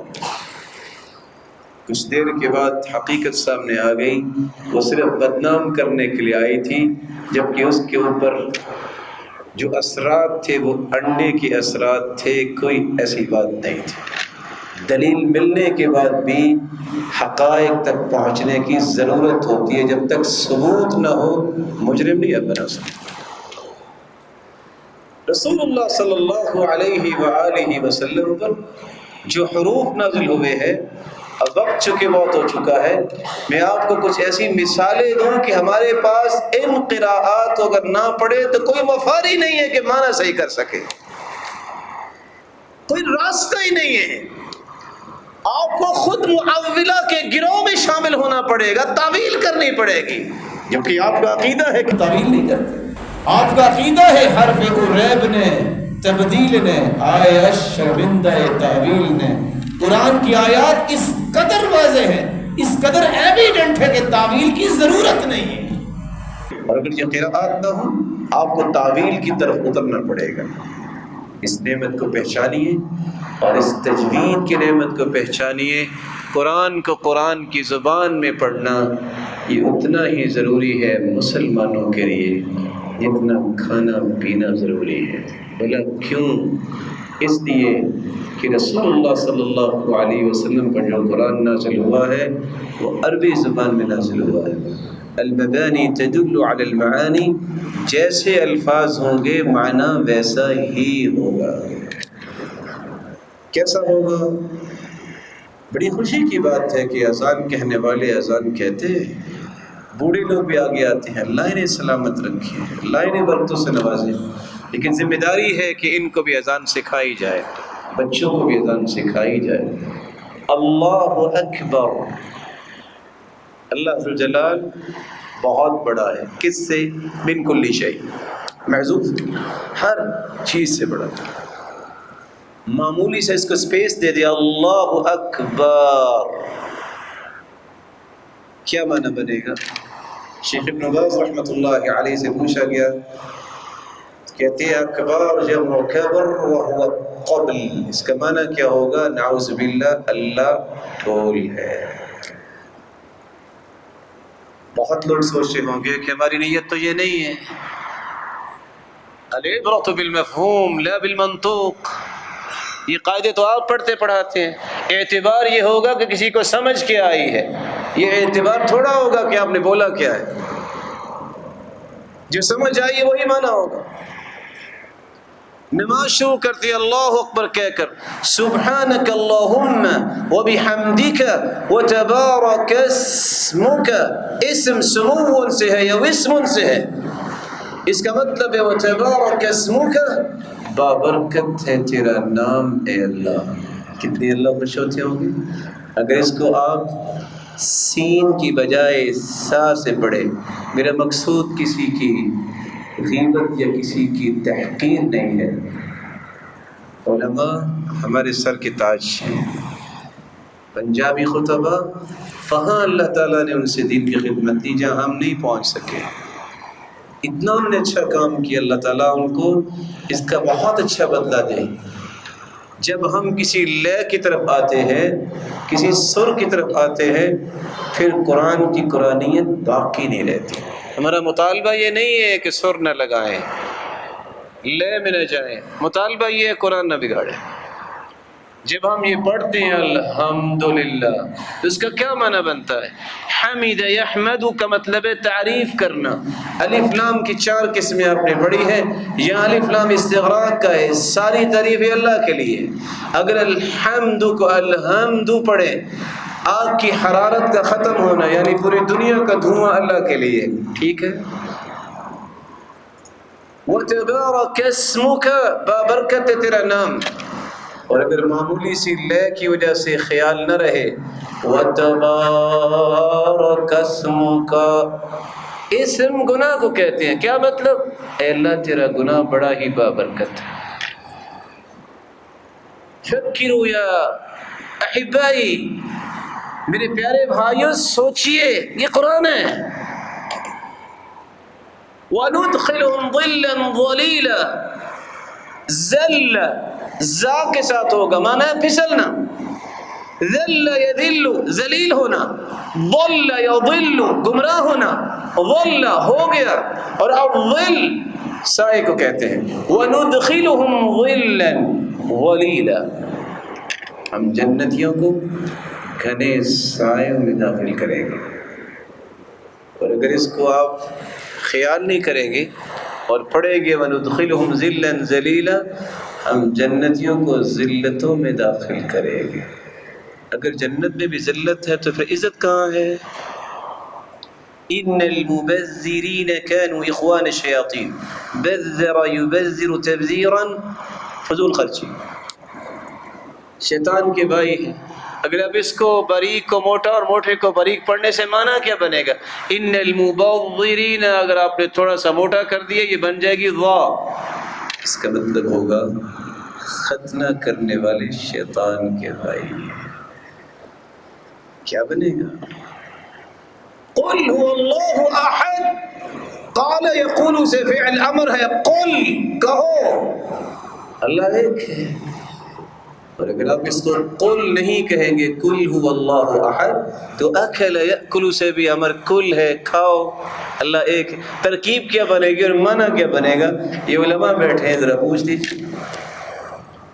میں ادب سے گزارش کروں گا، میں احترام سے آپ سے التماس کروں گا، یہ روشن چہرے جو بیٹھے ہیں یہ اہل قرآن ہیں، یہ اہل الحدیث ہیں، یہ میں اپنے پاس سے نہیں بات کہہ رہا۔ ابو سعید خدری رضی اللہ تعالیٰ عنہ کی روایت پڑھیے، انہوں نے بھی شاگردوں سے کہا تھا انتم خلوفنا من بعدنا واہل الحدیث، تم ہمارے جانشین بھی ہو اور اہل الحدیث ہو۔ زندگی میں ان نعمتوں سے اپنے آپ کو محروم نہ کرو۔ دعویٰ نہیں، جس شخص نے قراءات پڑھ لی ہے، دعویٰ نہیں ہے، حجت اللہ البالغہ جو دقت پیدا کرتا ہے، بدایہ جو دقت پیدا کرتا ہے، صرف ایک شعر دقت کے ساتھ سمجھ لیا جائے تو ایک نہیں عقل کے دریچے کھل جاتے ہیں۔ وہاں فحول کلام بھی سمجھنا پڑتا ہے، وہاں مفہوم مخالف سے بھی قراتیں نکالنی پڑتی ہیں، وہاں تلفظ سے بھی قراتیں نکالنی پڑتی ہیں، وہاں نص سے بھی قرات نکالنی پڑتی ہے۔ اس نعمت کو پڑھ کے تو وہ دیکھیں، اور میں اس پہ بھی دعویٰ نہیں کروں گا، گزارش کروں گا، جس نے اپنے الفاظ کو فصاحت و بلاغت کا لبادہ پہنانا ہے کہ اس کے الفاظ اس قدر چنے ہوئے ہوں، اس کو تجویز ضرور پڑھنی چاہیے۔ اللہ عز و جلال اس کی گفتگو کے اندر وہ چاشنی اور لذت پیدا کریں گے، کیونکہ قرآن ہے۔ قرآن کو جس نے لے لیا اس کو باقی چیزیں ساری میسر ہوں گی۔ اللہ عز و جلال سے دعا ہے، اللہ عز و جلال اس علم کو جو آپ سیکھ رہے ہیں اس کو ہمارے لیے صدقہ جاریہ بنائے، اور جتنے یہاں روشن چہرے ہیں اے اللہ ان سب کو علماء ربانیین بنا، ان کو اہل قرآن بنا۔ اے اللہ ان کے والدین نے صرف تیرے دین کے لیے بھیجا ہے، اے اللہ ان کے والدین کو کروڑ رحمتوں سے نواز۔ وہ بڑے خوش نصیب ہیں، وہ بڑے ہی سعادت مند ہیں جنہوں نے اپنی اولادوں کو قرآن سے جوڑ دیا ہے۔ اے اللہ جس طرح یہ تیرے گھر میں جمع ہیں، ان میں کوئی بیمار ہے تو ان کی بیماری کو صحت و عافیت میں بدل دے۔